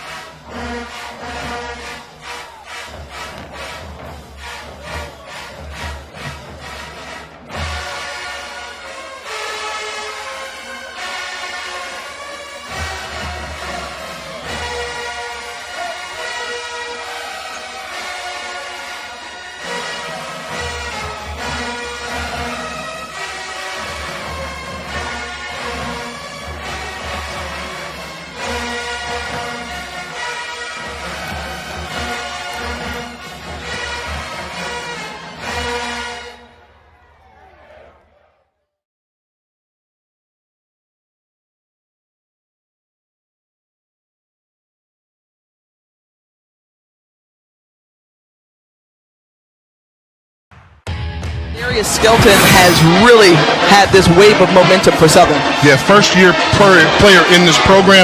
I love his decision-making. He makes quick decisions, particularly when running the run-pass option game. That's his specialty. He's been an impact for this offense since he took over as starting quarterback. Well, Darius Skelton is a dual-threat quarterback. He can throw the football. He's very good at throwing the ball down the field. We're going to work on this spring those intermediate passes, but down the field, he's one of the better down the field passes that I've seen. Play action, Skelton going for it all, has a man, and hauling it in is Hunter Register. And then when you talk about running ability, he has running back capabilities. He can go the distance.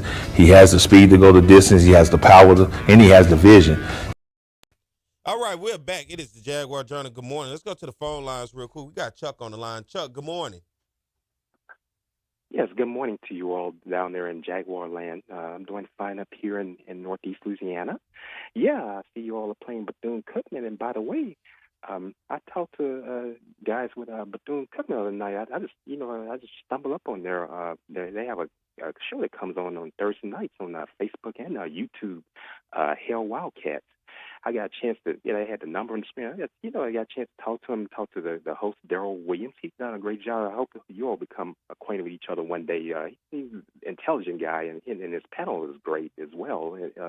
Some of the men, some of the old Wildcats there, and they have some interesting things to talk about, and I learned a lot about Bethune-Cookman through them, and Grambling and beaten by them through a 14-point lead. Losing 24-21. And you know what? They've been dropping games to under 500 teams. Bethune-Cookman. Then before then, Texas Southern, coached by first season coach Chris Dishman. That's what they've been getting beaten by. And the thing about it, you can't look at these records. Don't let those records fool you because they do have players as well. And I look at Bethune-Cookman, they have, what's his name? The young man's name, Luke Sprague. Sprague had gotten hurt, and then they put Cam Ransom in. He's not a bad quarterback as well. Yeah, you're right, Chuck, man. That's a team that you got to take serious today, man. Chuck, I appreciate you for the call. All right, you all take care, and you have a safe, fun evening. You all take care. Thank you, man.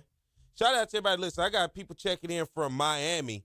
I see Mississippi, Baton Rouge, Houston, Texas this morning, Dallas, Beaufort, South Carolina. We got folks over in South Carolina, Lafayette this morning, Baker, Louisiana, my man Vark up there in Baker, holding it down. Austin, Texas. How about Austin in the building today? Let's go back to the phone lines. Mike going to get us ready to go here in a second.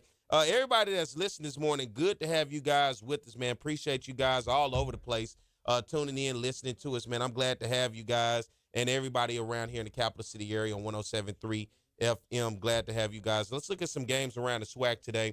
Florida A&M taking on Prairie View. Florida A&M on the road at Prairie View today. Should be a pretty good ball game over there at 2 o'clock. Let's talk about Alabama A&M. Cornell Manor on the road against UAPB. What we got, Mike? Let's get CJ. Hold on, y'all. Let's take a break. Let me get CJ in. CJ, good morning. Good morning, Perry. How you doing? Doing good, man. How about yourself?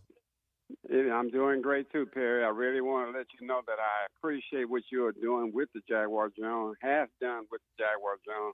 Mike has done his part. You guys have done a great job in promoting this situation and moving this show forward the way it should be. Now, of course, Perry, you got your hands. Everybody want a piece of Perry, okay? So I see you across the board with a whole bunch of people. Just want to let them know, though, everything that you're doing with them, you got started right here on the Jaguar Journal Talk Show. And it do look like you've been here about 12 or 13 years, but it only been 6 years. Has the time I lost track? I didn't know if it was 10 years, 8 years, 15 years. I lost track of it. Well, since you joined the band crew, they've been beating them drums, and I think that, it took a lot of it out of you. You followed them pretty strong. But, Perry, I think the show has done a great job to help Southern University. I'm sorry they don't have anything to do with us. If they got their show at the same time that we do, and our numbers are just showing the difference in what the two appreciations of the folks, exhibit. So, but I just want to say thank you. I hope Southern has a good game tonight. We need this game.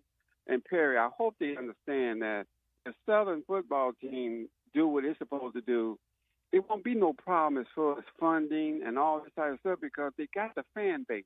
Mm-hmm. They just don't know how to exercise and execute the things they need to do to keep the fans coming. Homecoming was a good example, but we got to know how to show and tell when it's time for us to play ball, bro. Yes, sir. I enjoyed looking at Grambling last night with Ole Miss. It was a 2-point victory for Ole Miss, but Grambling had them by the whatchamacallem. But they let it get away from them.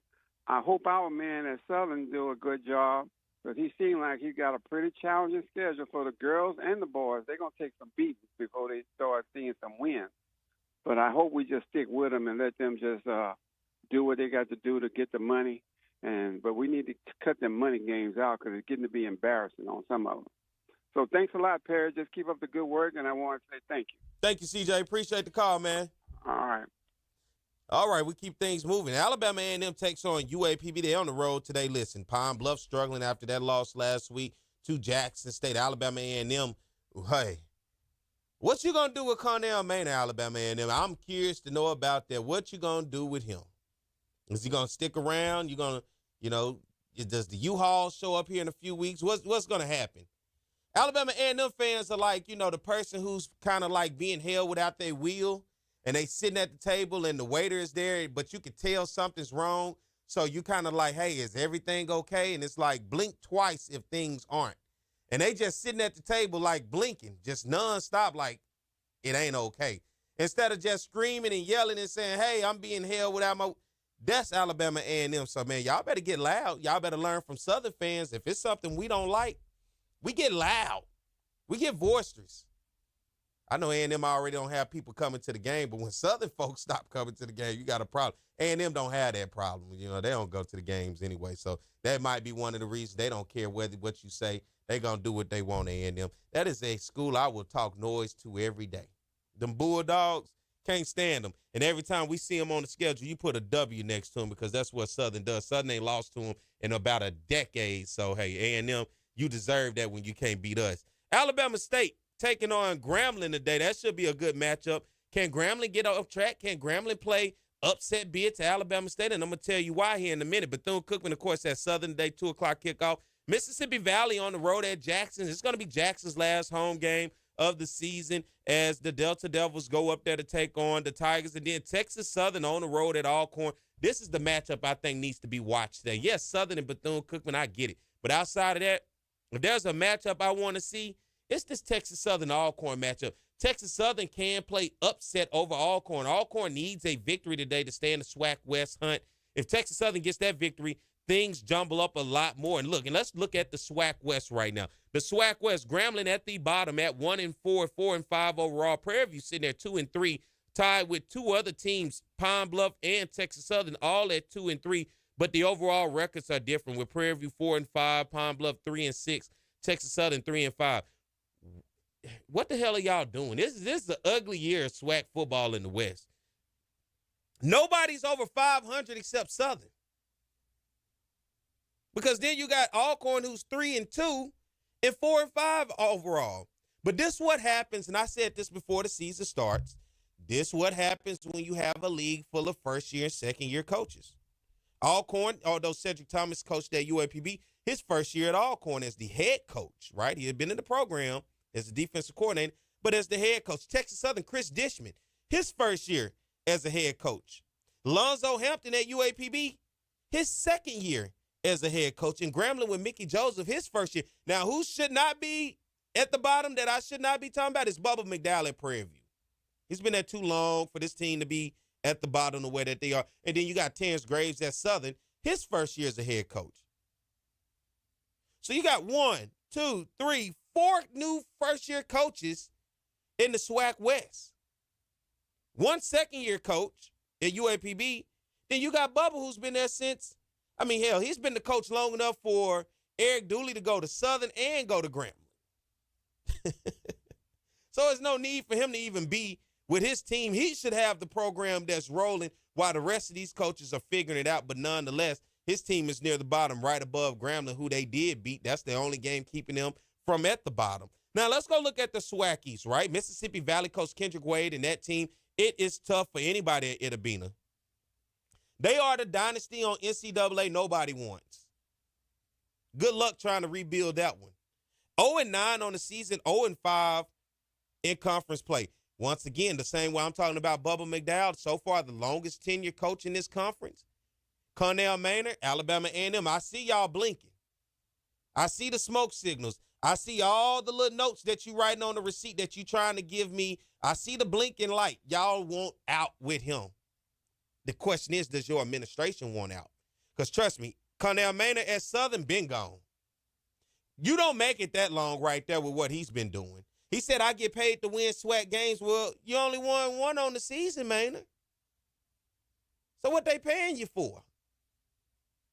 1-3 in conference play, 3-5 overall. Then Bethune-Cookman, today's opponent for Southern University, 2-3, 2-7. Don't take this team lightly. As much as I want to say this team is sorry, them be the teams that get you. Trap game, you overlook them. Y'all, they are sorry. They only beat Valley. They beat Grambling. And then, boom, you look on that list, and then I'm embarrassed next week as I'm saying, hey, what the hell happened? Don't overlook them. And now this is where we got some things happening in SWACies, right? You got Florida A&M, 3-1, 5-3 overall. You got Alabama State, 4-1, 5-3 overall. Then you got Jackson State, 5-0, 7-2 overall. Some things can get wacky. Remember, Alabama State played Florida A&M for their homecoming. This game was in Montgomery, Alabama. Florida A&M went over there and got the victory. So they have the head-to-head victory over Alabama State. Alabama State and Jackson State will play next week. Jackson State and FAMU have already played. A couple weeks ago, FAMU lost that game. Jackson State has the head-to-head over them. Things can get wacky because if Alabama State can jump up and end up beating Jackson, you're going to have a wacky scenario. Then Alcorn, what if Alcorn jumps up and beat Jackson? Those last two games are going to be crazy for Jackson State as they got the cupcake today with Valley. I don't care what they do today. It's just that's the cupcake. If Valley upset them, I'll donate $500 to Jackson State on Monday. God's honest truth.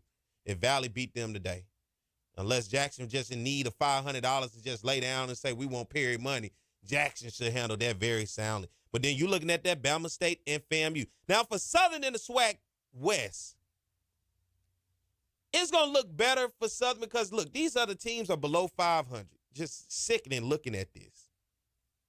But Southern needs to win today. Southern, okay, let me paint the scenario to you. If Alcorn loses today and Southern wins, Southern clinches the West. Simple. Simple. If Alcorn, let me say that again because you guys going to call me, you guys going to ask me. If Alcorn loses today against Texas Southern and Southern wins today against Bethune-Cookman, SWAC West is clinched. But don't tell the football team that, okay? You still got to play Pine Bluff and Grambling. The SWAC West is clinched. Now, if Alcorn beats Texas Southern today, Southern is going to have to win next week against Pine Bluff, and they're going to have to pretty much win all the way out. Now, this win today and a Pine Bluff were pretty much solidified. Those next two games. But Southern cannot stumble. Alcorn would have to stumble today.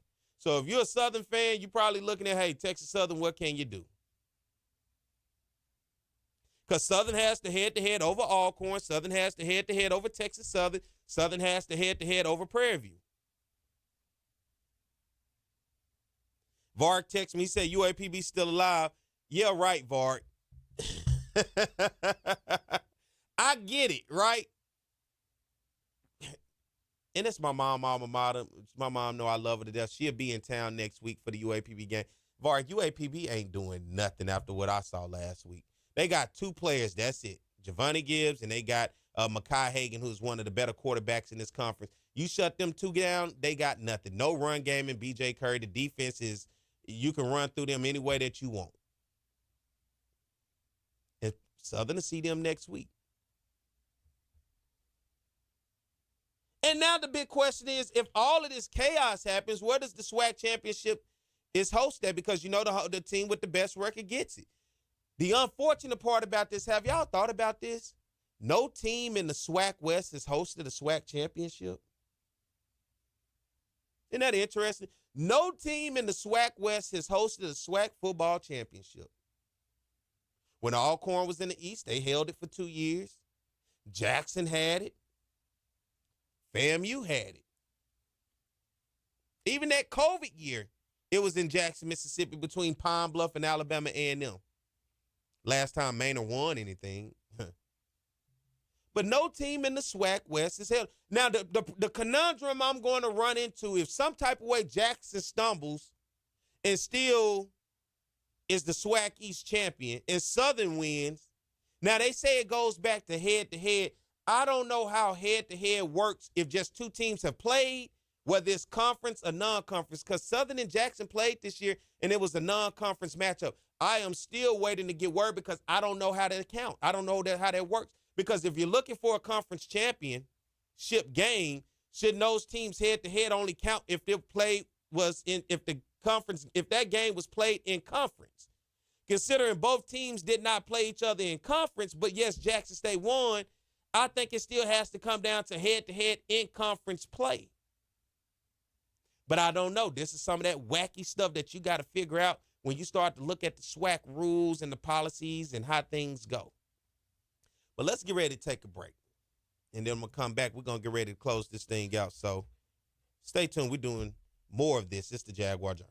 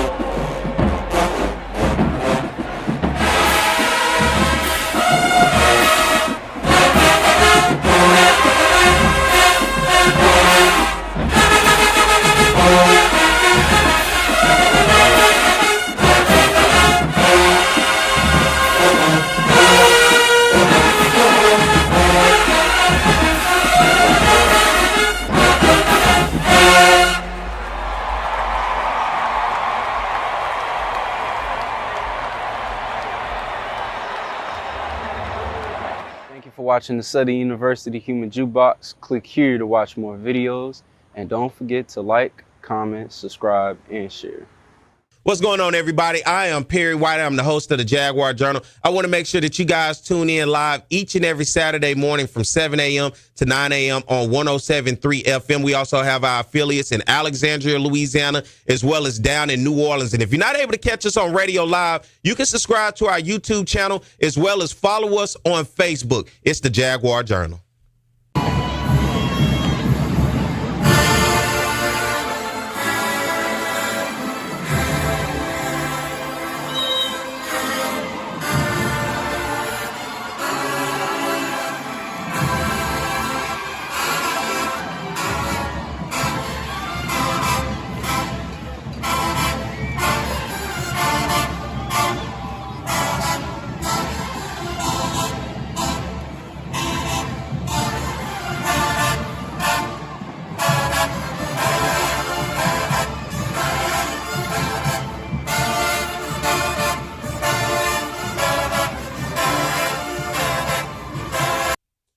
We're back. It is the Jaguar Journal. Good morning to everybody. Hey, once again, I tell you, we get everybody watching. I got Newport News, Virginia repping today. I got Daytona Beach, Florida tuned in this morning, repping this morning. Jackson, Mississippi, of course. Jackson in here deep this morning. What y'all trying to get in? What y'all trying to figure out? What y'all trying to figure out up there in Mississippi? Shout out to the people up there in Jackson. Listen, never thought I'd say this in my life. I had a good time at Jackson State's homecoming last week. My man, Deputy Mario, man, that is a awesome dude right there, man. And everybody that I was able to meet up there in Jackson, Mississippi, man, listen, I was just trying to stand around, but people, hey, walking up saying, man, I listen to you. I love what you do, man. I appreciate everybody that had an opportunity, that came in and shook my hand and introduced themselves to me, man. I appreciate you, man. Thank you for everybody that was there. And listen, my man Kurt Wilson, got a chance to meet him and his wife, man. He came down and said something to me, man. So I appreciate everybody last week getting an opportunity to talk, man, and just meet you, man. I had a good time. Listen, Jackson, Mississippi can handle one Southern person. They can't handle too many of us. When it's just one of us, they good. Listen, me by myself, and I was there with a Southern shirt on. It was all good. But you get too many of us, oh, man, that's when that was the first time I went to Jackson, Mississippi, and I didn't get into it with nobody. Nobody. So, but when there's too many of us, that's when the problems happen. But, nonetheless, man, I appreciate you guys for tuning in this morning. We're getting on the back end of the show. I know the UAPB people. I saw some UAPB people. My boy Kai, shout out to my boy Kai this morning. He said UAPB is still in the hunt. He want me to know that. My boy Kai holding it down. Listen, I get it, Golden Lines. A lot of people think I hate UAPB. I don't. I just like to talk noise because, I'm at Southern. I just talk noise. I grew up in Pine Bluff. I graduated from Pine Bluff High. Shout out to the Zebras. That's my alma mater, Pine Bluff High. So, and look them up if you want to talk about winning programs. I know we like winning programs here at Southern, but if you want to see a winning program on the high school level, you just go look up. It don't take nothing to go Google Pine Bluff High School athletics.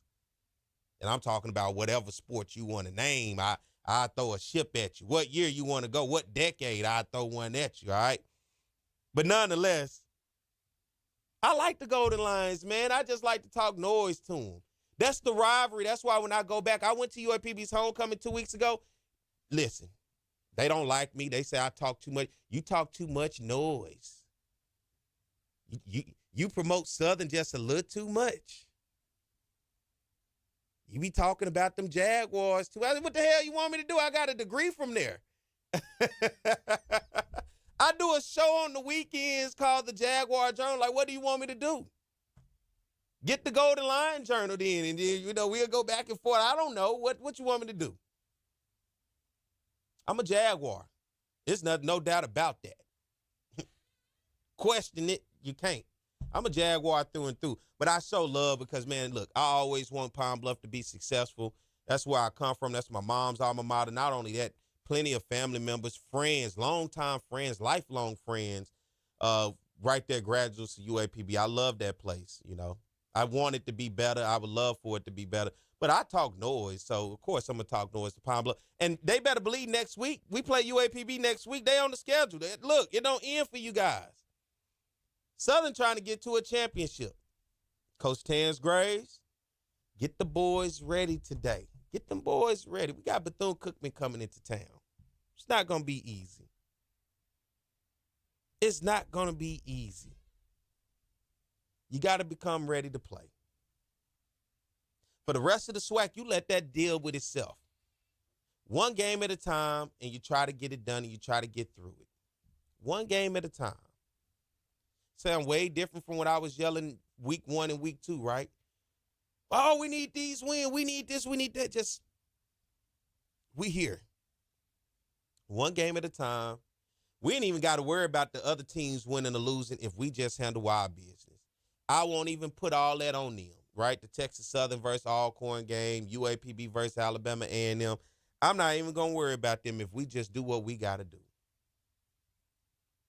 We do what we got to do, and that start today. That's win a game. Let's finish the month of November 3-0. Let's finish the month of November 3-0. I ain't going to be all that yelling and screaming and none of that. Let's just finish the month 3-0. Hey, tomorrow, if you guys want to do the follow-up with me post-game, my man Jim Klein-Peter as well as Zach McKenna, a.k.a. Blue, all three of us will be together tomorrow on my On the Yard network. We're going to be doing that live at 9 a.m. We do the recap show every Sunday, talk about the game Southern played the day before, as well as go around all of the FCS. We look at the MEAC. We look at the SWAC. I also talk about some FBS games. I will be talking about the LSU-Alabama game, in which College Game Day is here in Baton Rouge today. So you guys go to my On the Yard Network page over on Facebook, hit that like button, and follow that page as we're going to be live tomorrow at 9 a.m. Myself, Jim Klein Peter, and Zach McKinnell, a.k.a. Blue. I would appreciate you guys. Hey, shout out to Southern University Soccer playing in the championship game tomorrow. Women's soccer team, Coach Jeremy Fontenot and company, will the number 3 seed taking on the number 1 seed, Texas Southern, tomorrow at Prairie View. So if you're in Houston and you Jaguar fans, you make sure you get over there and support those young ladies because they are doing something big, making it to the championship this year. And for everybody else, go hit that subscribe button on our YouTube channel and go hit that like button on our Facebook page. Man, I appreciate you guys and everybody listening on Talk 107.3 FM, getting up bright and early on a Saturday morning, with me. It's big football today. Southern hosting Bethune-Cookman, 2 o'clock kickoff, man. I appreciate you guys. I love you guys, man. As always, Mike, of course, man, I appreciate everything that you do here on the show. CJ, thank you for calling in. Chuck, as always, as the support, man. I love all of the people who support me, man, and whether you do or you don't. Man, look, at the end of the day, I'm just doing what God blessed me to do. He blessed me with a voice to be able to talk, and I'm talking to you about hopefully things that you love to hear about, and I appreciate you guys for that, for just tuning in, man. So I'll be back next week at the same time in the same place. As always, it's the Jaguar Journal. Have a good weekend.